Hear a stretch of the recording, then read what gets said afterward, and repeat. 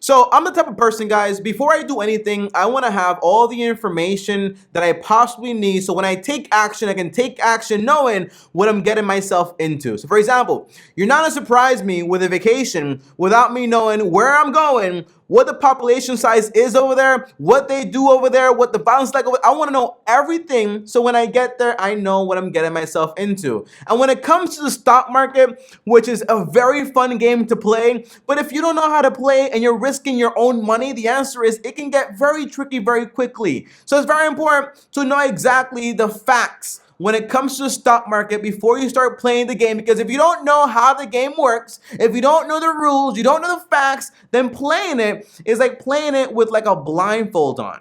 You're gonna make a lot of mistakes, and mistakes in this game, it costs money. Now in this video, I'm gonna break down 9 facts you need to know about the stock market before you start investing. And if you've already started, it's important you still learn it now, and you avoid these mistakes in the future also. Now, as always, guys, like this video, on top of that, also to the channel, hit the bell so you get notified. We have a goal to hit 500K subscribers by the end of the year, so make sure you subscribe, because also we have more videos on passive income and a bunch of other things on this channel. Now, the very first fact is, guys, whenever you see a company and it has a dividend, don't just be led by the dividend yield. For example, you look at a company that has, for example, a dividend yield of like 20%, 15%, 10%, 5%. They exist out there, okay? But the idea is you don't want to be led just by that. You want to see exactly how consistent that company has been given that dividend over the past 5, 7, 10 years. And if the answer is they've actually been increasing the dividend over the long term, that's a good sign, because it usually shows, hey,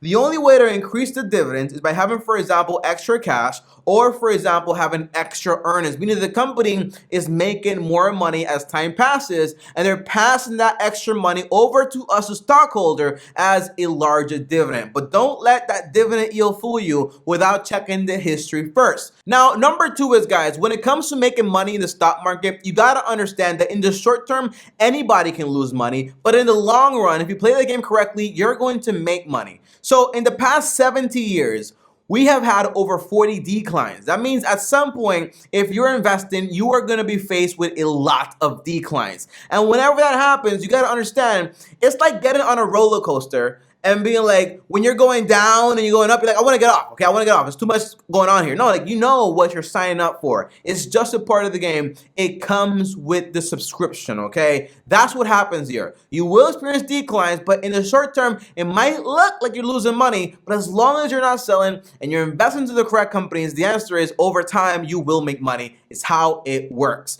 Now, number 3, unless the economy crashes and we go into like a world war, and then that's different, but that's another video for the topic, okay? Now, number 3 is, guys, everything in life is a gamble if you don't know how to play it. Even cooking rice is a gamble if you don't know the rice to water ratio. Tell me, I'm a guy. The first time I made rice, I actually made a soup. I didn't know how to cook rice, okay? I admit it. But overall, when it comes to the stock market, when you first play it and you hear people say like, oh, this game is too risky, don't play, you're gonna lose your money. No, like, as long as you understand how to value a company, how to understand a company, what the actual price you should pay for it is, you will get better at the game and you will make money. But a gamble is when you do something not knowing the odds, and then that's completely different. But in this game, it's different. Once you understand it, you get it, and it ceases to be gambling. Now, number 4, you can make a lot of money, but you can also lose a lot of money in this game. Now, one thing is, none of us are special. And that's what I love about the stock market. It doesn't care who you are, where you come from, how you look. If you're ugly, if you're pretty, doesn't care. All it cares about is basically what it's going to do, okay? And your game is you want to play it. You want to use it for your advantage. And you want to make your own decisions, and then you want to have the market reflect your decisions as time passes. That's the idea, okay? But you can make a lot of money. You can lose a lot of money. So never forget that, because you might start to get cocky when you're making a lot of money. But always remember, if you cease to obey the laws of this game, you can also lose everything you've made. And that has happened in the past, okay? There's a guy, I think his name was Jeremy, very good day trader back in the day, made over $1 billion, lost everything, ended up basically his life, okay? Things like that happen in this game. So remember, none of us are special. Continue doing what works, because if you stop doing it, eventually things are gonna go wrong, okay? Now, number 5, sorry for like the dramatic stuff, but I gotta tell it to you too, okay? Now, number 5 is, guys, research and diversify.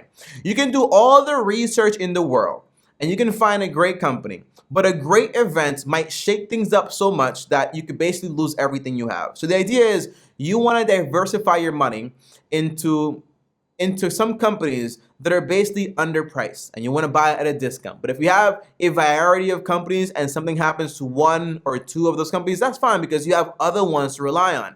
But you don't want to put all your eggs in one basket. People only say that when they use hindsight. For example, Charlie Munger says, you don't really need to diversify that much, but overall it's because he can look back and say, we made most of our money from Geico, from See's Candy, from this company and that company, and American Express and Coca-Cola. But overall, that's looking back.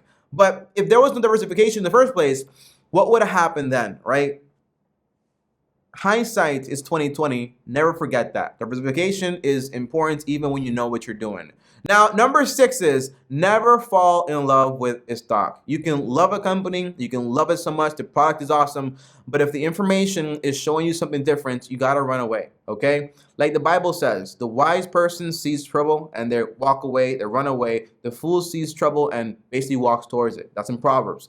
The idea is if you see a company, for example, like Apple, and you go and you study it, and you find out Apple is basically in massive debt, in trouble, losing money all the time. It doesn't matter how much you love it. You don't invest into it because this is not a loving game, okay? You love your wife, okay? But this right here is a game of money. So you got to make sure your investments are based on actual facts, not based on emotions.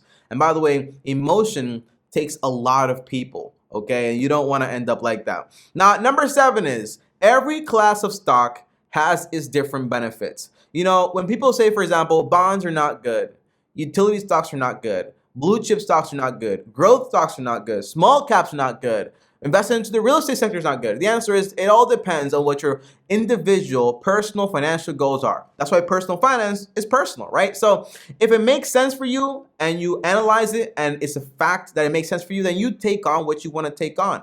This whole game is you can do it the way you want to do it. So overall, if I want to invest into utility stocks because basically I can make, for example, a higher dividend, well, I can do that.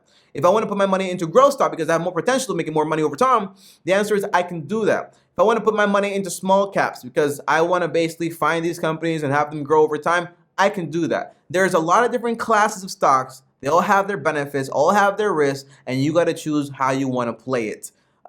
Number 8. Just because a stock is down doesn't mean it can't go lower, okay? I used to think, for example, this stock was at 100.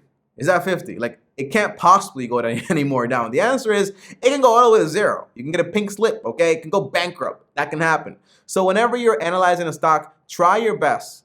Do your best.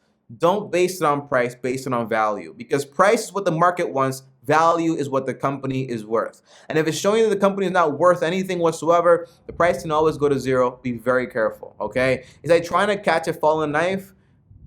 Some people can do it. Most people are going to get very hurt very quickly. Now, number 9, which is the last one and the most important part here, is long-term.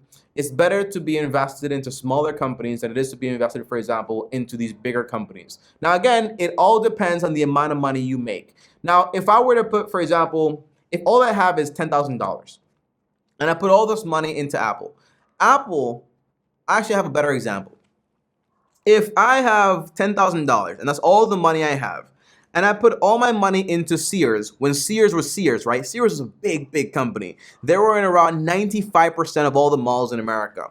Now, you might hear that and say, wow, Sears is so powerful. But I hear that now and hear, well, Sears has no room to grow. Like, what are they going to do? Open like a new store on the moon or on Mars, right? There's no room to grow here. So the idea is, when you're looking for stocks to invest in, when you have, for example, small sums of money, putting your money into smaller companies have higher potential for growth and more income in your pocket. The answer is that's probably gonna be a better idea. When you have small sums of money, putting your money into these crazy big companies, your money's gonna be good, you're gonna get a return, but you're not gonna get any crazy returns, okay? It's just not gonna happen. The size is too massive. For Apple to go from 2 trillion to 3 trillion to 4 trillion, something massive has to happen. That's my point, okay? And by the way, remember, when you diversify, diversify, but you can't use that in life with your wife, okay? You can't diversify things like that, okay? But overall, guys, that is it for this video. I promise you, I'm still immature. I have a problem, okay? Ask Paul, my editor. I'm always making these jokes. I don't know why.